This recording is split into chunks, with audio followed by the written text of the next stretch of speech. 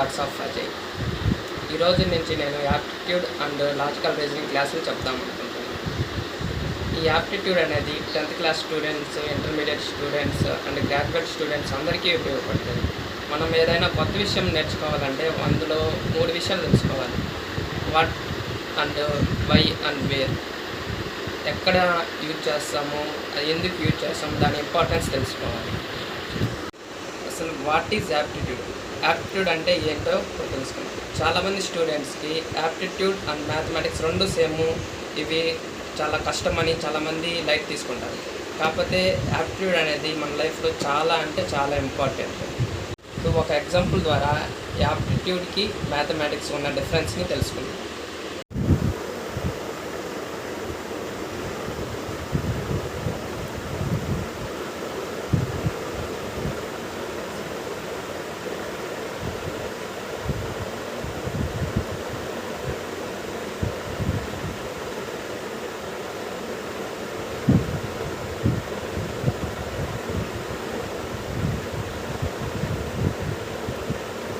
ఈ క్వశ్చన్ని ఇప్పుడు మనం మ్యాథమెటికల్ వేలో సాల్వ్ చేద్దాం. తర్వాత యాప్టిట్యూడ్ ఫార్ములా యూజ్ చేసి ఎలా సాల్వ్ చేద్దామో చూసుకుంటాం.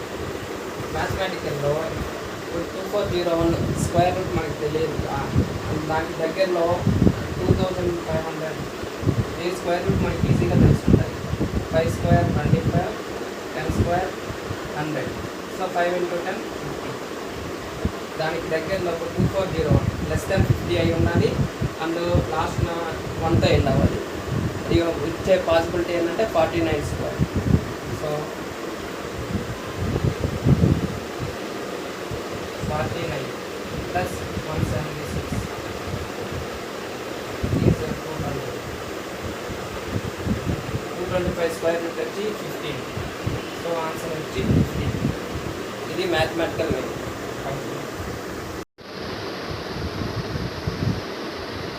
ఈ క్వశ్చన్ ఇప్పుడు మనం యాప్టిట్యూడ్ యూజ్ చేసి సింపుల్గా సాల్వ్ చేద్దాం. ఇప్పుడు ఫస్ట్ ఇప్పుడు 9 root of 9 equal to 3, root of 25 equal to 5, root of 49 equal to 7, root of 81 equal to 9.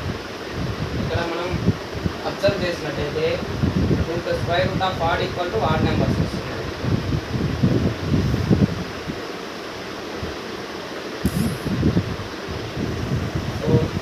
Square root of odd plus 176 అనేది even number. Odd plus even equal to always odd number వస్తుంది.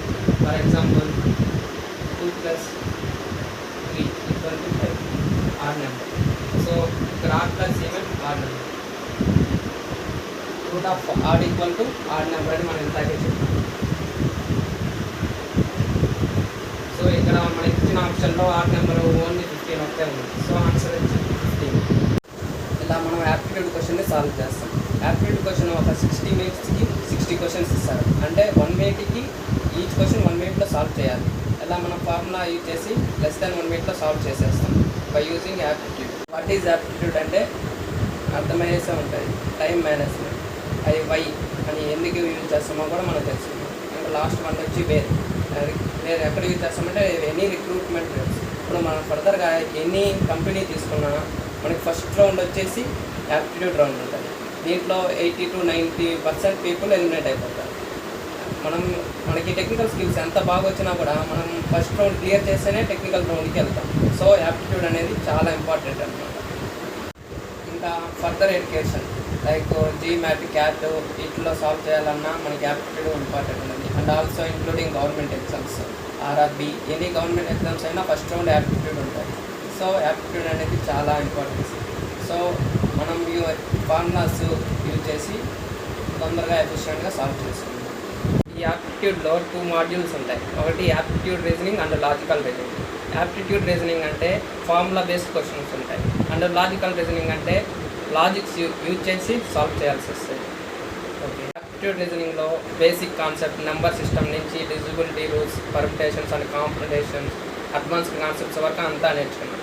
And logical రీజనింగ్లో directions, blood relations and seating arrangement, coding and decoding అన్ని concept దీంట్లో cover అయ్యేలా చూసుకుంటాం. ఈ class చూడడం వల్ల మనం ఏమేమి అచీవ్ అవ్వచ్చు: complete understanding of quant and logical topics and methodologies and approaches to solve problems.